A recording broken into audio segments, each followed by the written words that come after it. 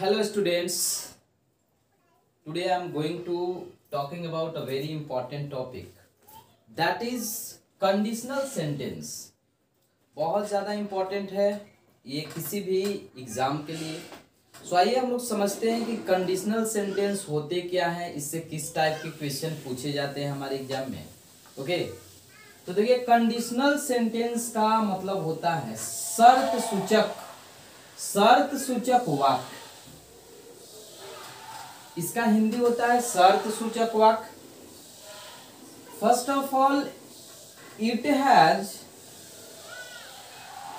Two parts. Okay, इसमें आपको ध्यान रखना होगा कि अगर कंडीशनल है तो इसमें हमारा दो पार्ट होगा, दो क्लॉज होगा, दो भाग होगा। ओके, एक हमारा इफ क्लॉज होगा एंड सेकेंड होगा हमारा मेन क्लॉज। क्या होगा? Main clause. एक इफ क्लॉज एंड दूसरा क्या होगा? मेन क्लॉज होगा। देखिए इफ क्लॉज मीन्स पहले समझते हैं होता क्या है। तो क्लॉज का मतलब सीधा समझिए सब्जेक्ट वर्ब एंड जिसमें ऑब्जेक्ट हो। क्लॉज वही होता है। सबसे पहले क्या समझे हम लोग कि इसमें दो पार्ट होते हैं। इट हैज टू पार्ट्स, एक इफ क्लॉज एंड दूसरा हमारा मेन क्लॉज। अब ये जरूरी नहीं है कि इफ लगा है तो केवल इफ ही होता है, वो इफ भी हो सकता है, व्हेन भी हो सकता है। ओके, और यहाँ main clause means result clause. अब एक बात और ध्यान रखिए कि it has four types. It has four types. ये कितने टाइप्स के होते हैं? तो फोर टाइप्स के होते हैं। पहला समझिए जीरो कंडीशनल। क्या होता है? Zero conditional. सेकेंड हमारा होता है फर्स्ट कंडीशनल। थर्ड होता है हम लोग का सेकेंड कंडीशनल। और फोर्थ होता है हम लोग का थर्ड कंडीशनल। ओके, देखिए it has four types: zero conditional, first conditional, second conditional and third conditional. अब समझते हैं हम लोग जीरो कंडीशनल के बारे में कि what is zero conditional. Okay, zero conditional के बारे में हम लोग समझेंगे। तो देखिए जीरो कंडीशनल उसको बोलते हैं जो इट शोज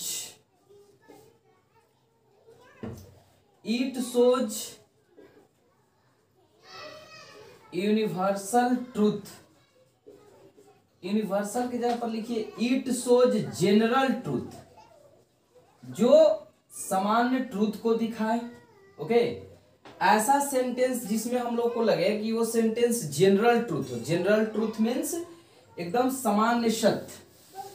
ओके, उसी को हम लोग क्या बोलते हैं? जीरो कंडीशनल बोलते हैं। उसको हम लोग बोलते हैं जीरो कंडीशनल, जो हमारा जनरल ट्रूथ हो। जैसे अगर हमने ये कहा कि when you heat water,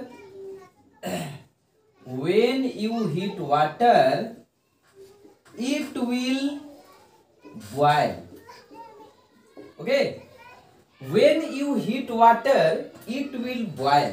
it means कि जब तुम पानी को हीट करोगे या हीट करते हो it will boil, तो यह क्या होगा? बॉयल होगा। ओके, और देखने से भी लगता है कि this sentence is absolutely right, but ऐसा नहीं है। इसमें हम लोग विल का यूज नहीं करेंगे और इसके प्लेस पर क्या हो जाएगा? It boils. क्या हो जाएगा? It boils. ऐसा क्यों? फर्स्ट ऑफ ऑल हमको समझना है कि ये जनरल ट्रूथ है, क्योंकि जब हम लोग बॉयल करेंगे वाटर को तो यह क्या होगा? जब हम लोग हीट करेंगे वाटर को तो क्या होगा? It boils. तो यह बॉयल्स होगा। ये जनरल ट्रूथ का बात है। और इसमें हमको क्या ध्यान रखना है कि दोनों सेंटेंस, जो हम लोग का दोनों सेंटेंस है वो सिंपल प्रेजेंट में होना चाहिए। किस में होना चाहिए? सिंपल प्रेजेंट में होना चाहिए। ओके, जब जनरल ट्रूथ होगा तो हम लोग का दोनों सेंटेंस किस में रहना चाहिए? सिंपल प्रेजेंट में। That's why we will not use will और शैल हियर। अरे क्लियर? आपको ध्यान रखना है कि बस जनरल ट्रूथ है तो दोनों सेंटेंस ही हम लोग का कौन से टेंस में होना चाहिए? सिंपल प्रेजेंट में होना चाहिए। नेक्स्ट हम लोग देखते हैं फर्स्ट कंडीशनल। ओके, कौन सा? First conditional. फर्स्ट कंडीशनल में क्या है, आइए हम लोग समझते हैं। फर्स्ट कंडीशनल में आपको ध्यान रखना है कि जो इफ क्लॉज है, इसमें भी हमारा दो क्लॉज, एक इफ क्लॉज एंड इधर वाला हमारा मेन क्लॉज। मेन क्लॉज कहिए, रिजल्ट क्लॉज कहिए। क्लॉज मीन्स हम बता ही दिए कि सब्जेक्ट वर्ब ऑब्जेक्ट, और यदि कंडीशनल है, if our sentence is conditional then it must divided into two clause, first and second clause. यदि कंडीशनल है तो दो क्लॉज में रहेगा ही, एक इफ क्लॉज एक मेन क्लॉज। देखिए अब इसमें ध्यान देना है कि जो हम लोग फर्स्ट कंडीशनल में इफ क्लॉज में रहेगा वो सिंपल प्रेजेंट, ध्यान रखिए क्या रहेगा जी? Simple present, if plus simple present, और इधर हम लोग का रहेगा सिंपल फ्यूचर। क्या रहेगा? Simple future.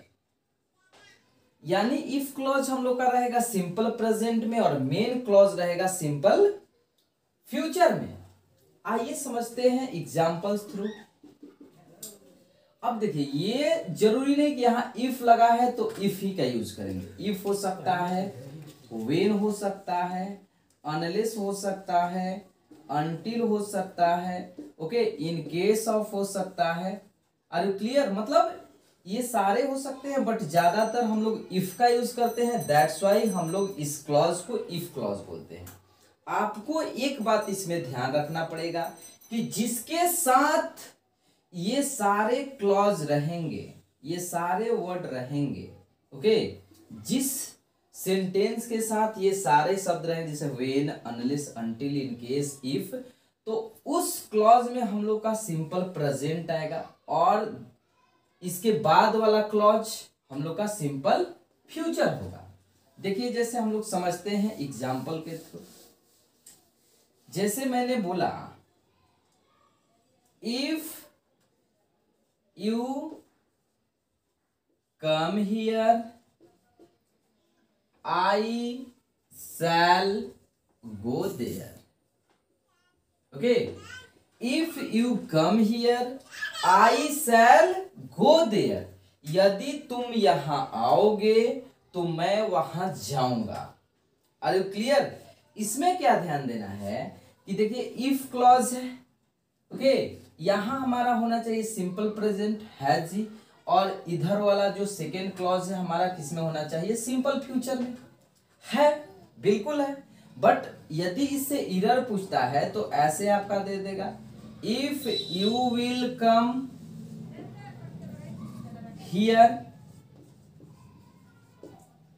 I shall go there. Okay, I shall go there.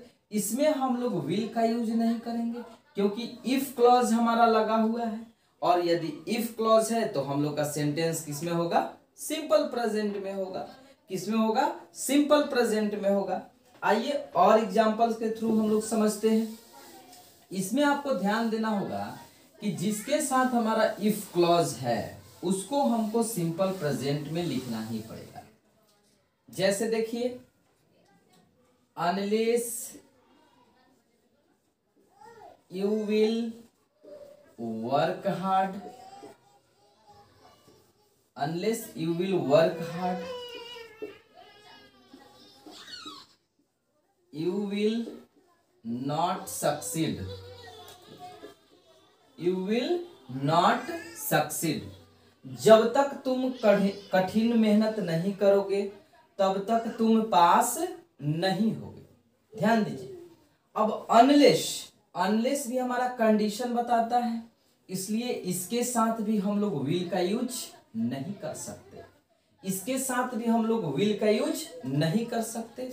एक बात और कि अनलेस एंड अनटिल, ध्यान दीजिएगा, ये निगेटिव वर्ड है। कैसे वर्ड है? कैसे वर्ड है बाबू? निगेटिव वर्ड है। इसके साथ हम लोग दूसरा नॉट का यूज नहीं कर सकते। दूसरा नॉट का यूज नहीं कर सकते बिकॉज ये कैसा वर्ड है?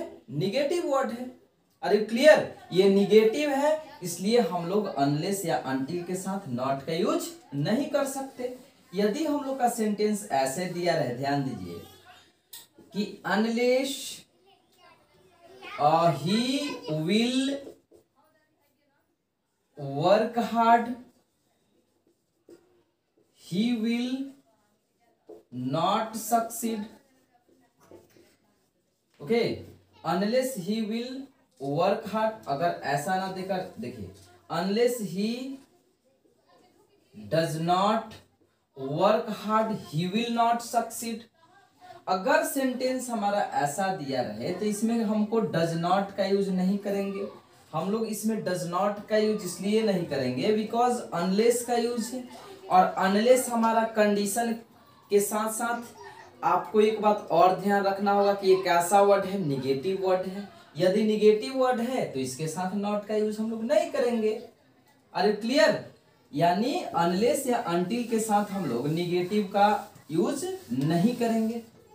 आपको ध्यान रखना होगा कि अनलेस हम लोग यूज करते हैं कंडीशन बताने के लिए। क्या बताने के लिए बाबू? कंडीशन। एंड अनटिल का यूज करते हैं हम लोग टाइम बताने के लिए। अगर टाइम शो करना है तो अनटिल, एंड कंडीशन शो करना है तो अनलेस। कभी कभी हम लोग का सेंटेंस क्या होता है कि ऐसे करके देता है, ध्यान दीजिएगा कि आई shall go when he will come. I shall गो, मैं जाऊंगा, व्हेन ही विल कम, जब वह आएगा। तो इसमें भी ध्यान देना है कि जो व्हेन है यहां क्या है? कंडीशन बता रहा है। दैट्स वाई हम लोग यहां विल का यूज इसके साथ नहीं कर सकते, यानी इस सेंटेंस के साथ हम लोग विल का यूज नहीं करेंगे, इसको सिंपल प्रेजेंट में ही रखेंगे। अरे क्लियर? इसको सिंपल प्रेजेंट में ही रखेंगे। आई होप आप सभी को अच्छे से समझ में आया होगा। इसके नेक्स्ट 2 कंडीशनल है, हम नेक्स्ट वीडियो में देखेंगे। चलिए आज के लिए बस इतना ही। जय हिंद।